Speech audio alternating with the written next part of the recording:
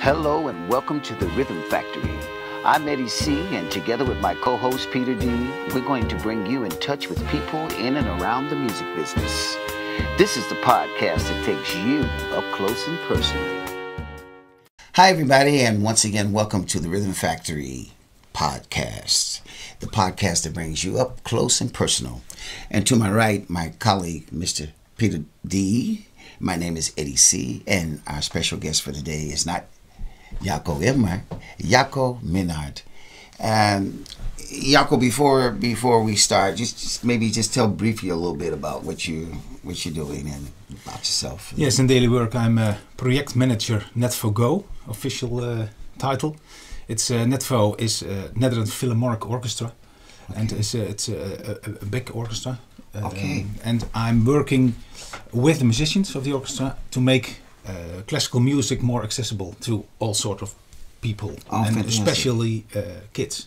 Okay, I know you told us that you were like you say, the organizational and the educational part of the music industry, because we like to touch base with different elements in and around the music business, and you're doing that instead of being a full-time musician.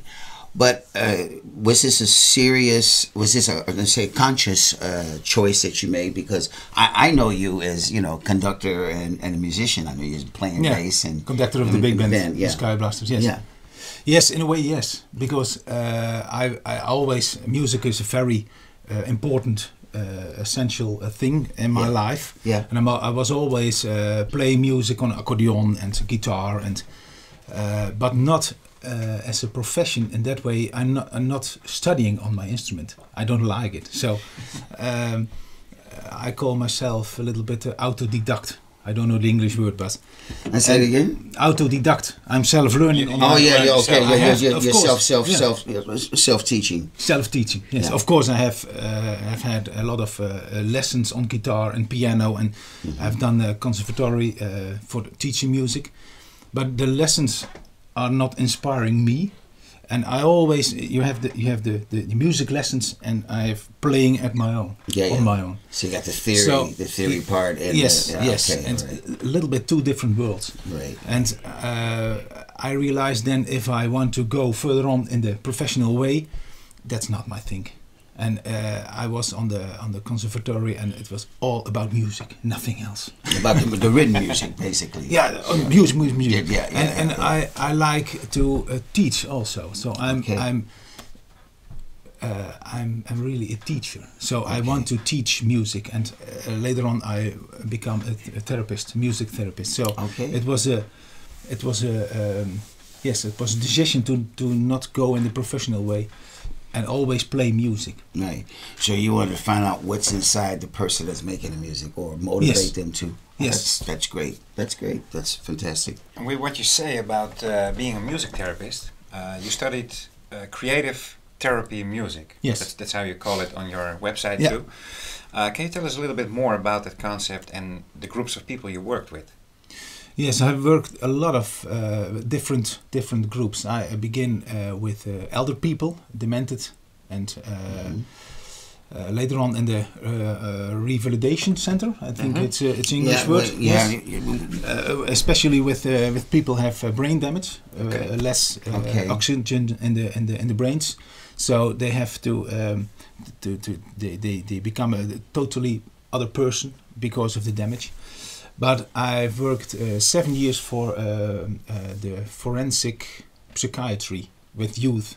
So boys who are in the criminal scene, based on psychiatry things. Right. And of course a very heavy background. And music therapy, I use music as a communication, as something to express yourself. Absolutely. So it's not that you have to be very talented or you have to play an instrument. No, I use sounds, I use rhythm, and rhythm is very basic, of course.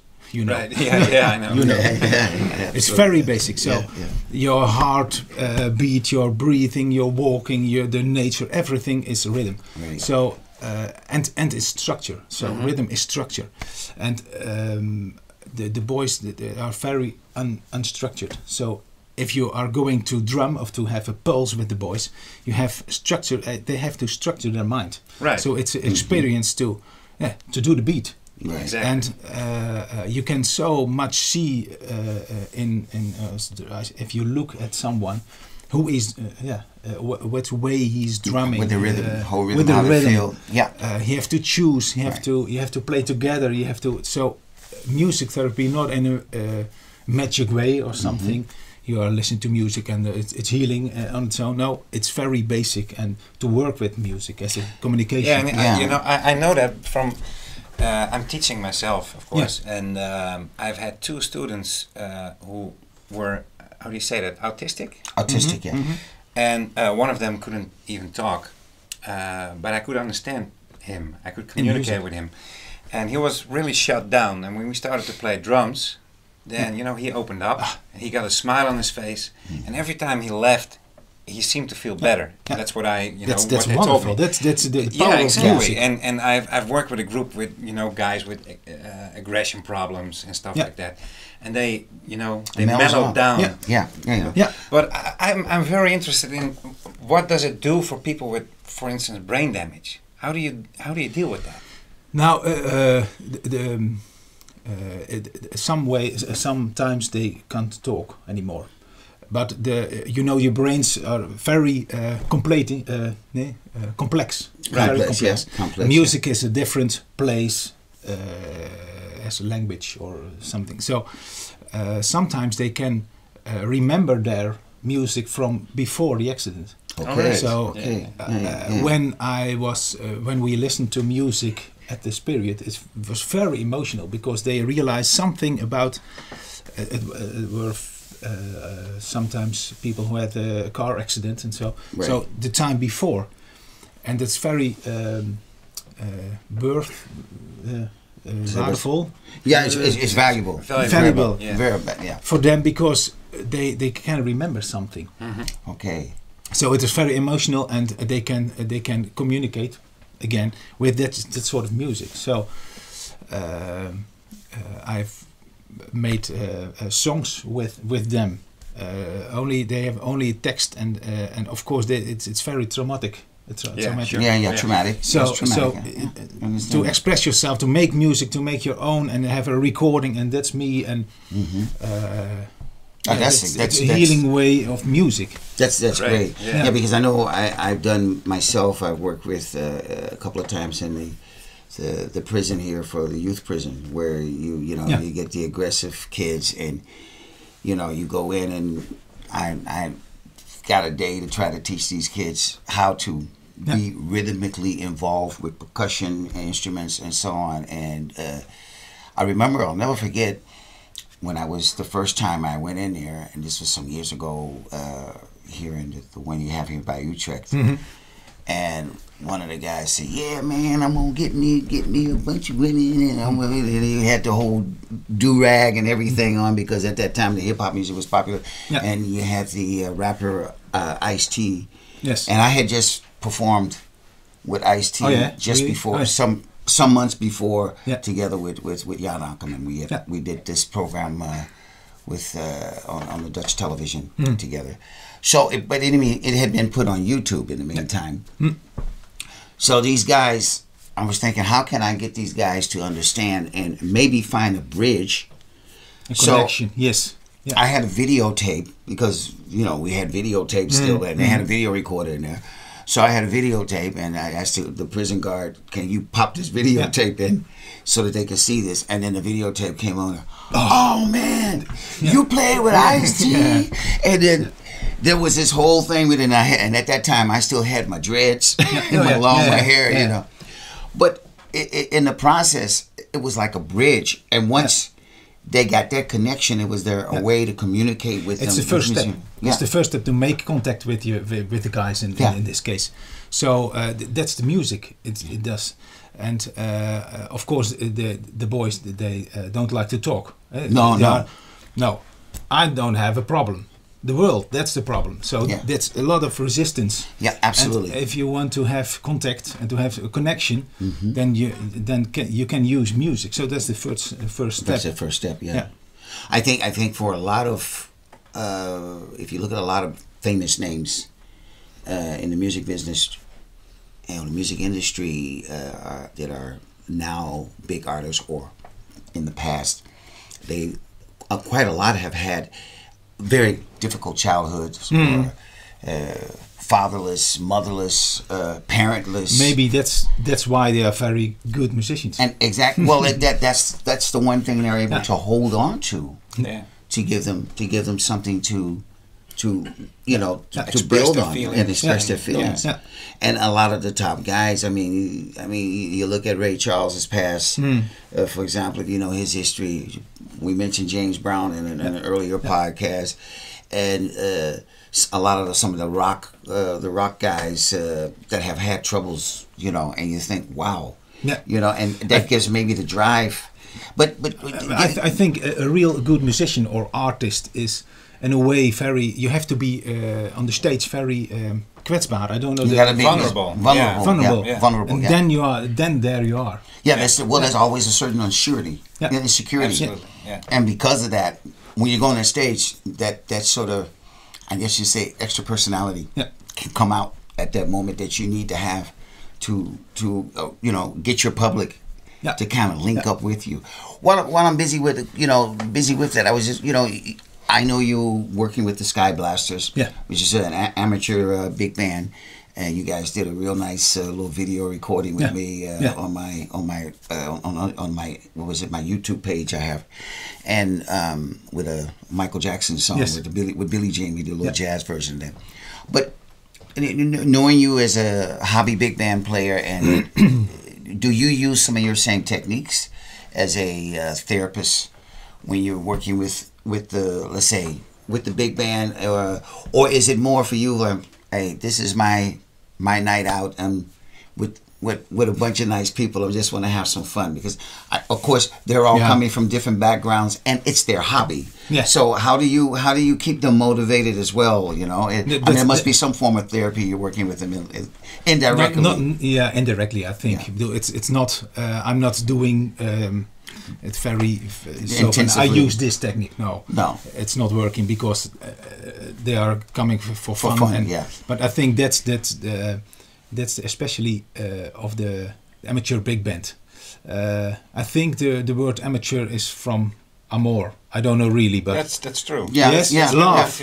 So they love to make music every Tuesday evening. That's their hobby. So absolutely, it's different with professionals. They have to do every day. Of course, it's always fun to play, but it's their evening on Tuesday. So I love to work with the big band Sky Blasters. Because you're always so enthusiastic and that's my function. I'm not a conductor, of course. I know exactly how to do, but it's not my function, because they play. They have the sheet music. It's no problem. I have to make them playing together and to make get the energy out. Get the energy, and I'm jumping, and because that's I think the music needs that. The performance needs that. Absolutely, they are very enthusiastic, and to come out with that sound. So bring together. That's my function. Is there something in the way you express yourself towards them? I saw a masterclass one day from Werkhoven.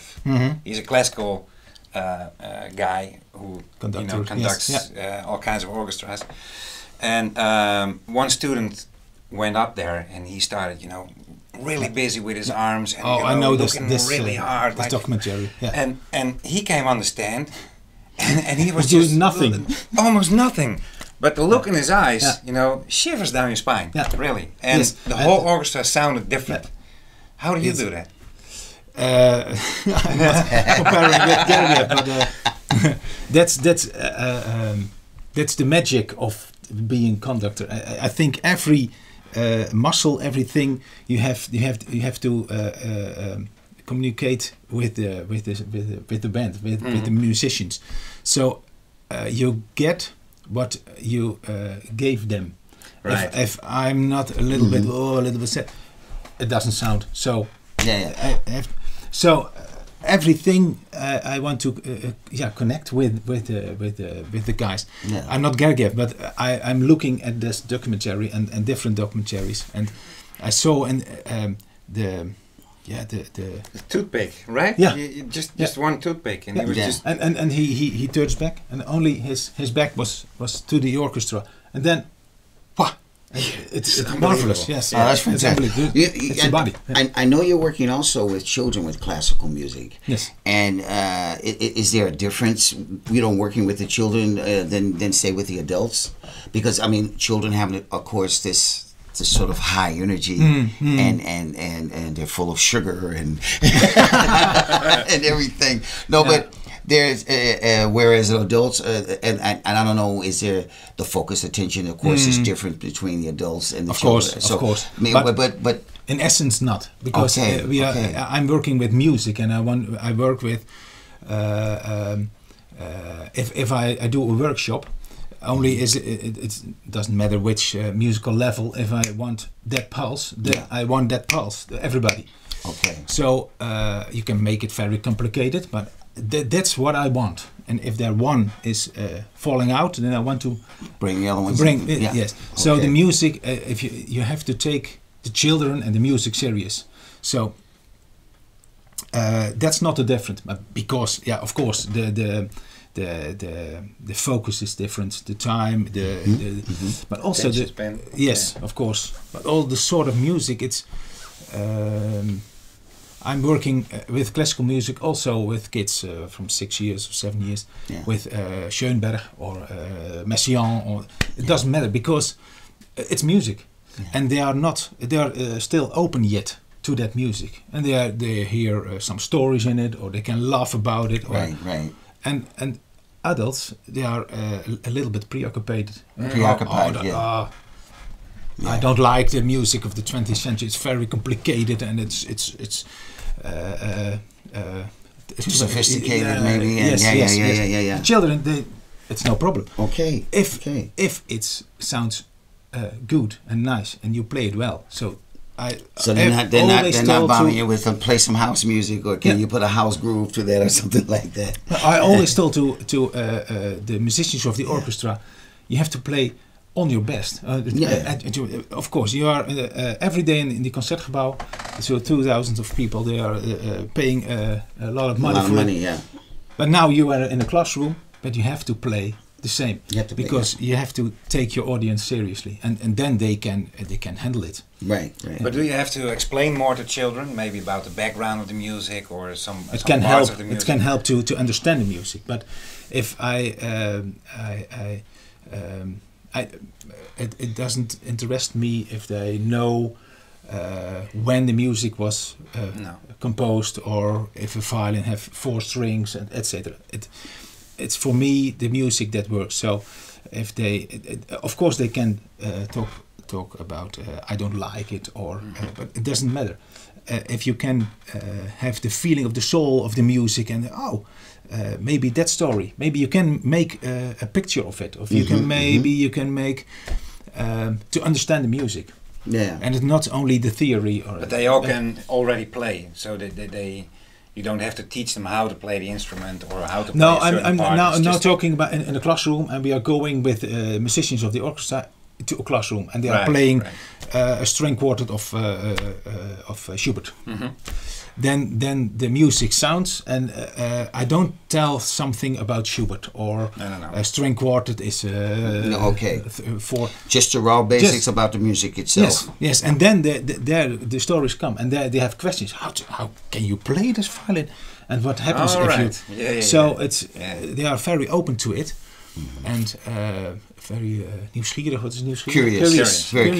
Curious about the music.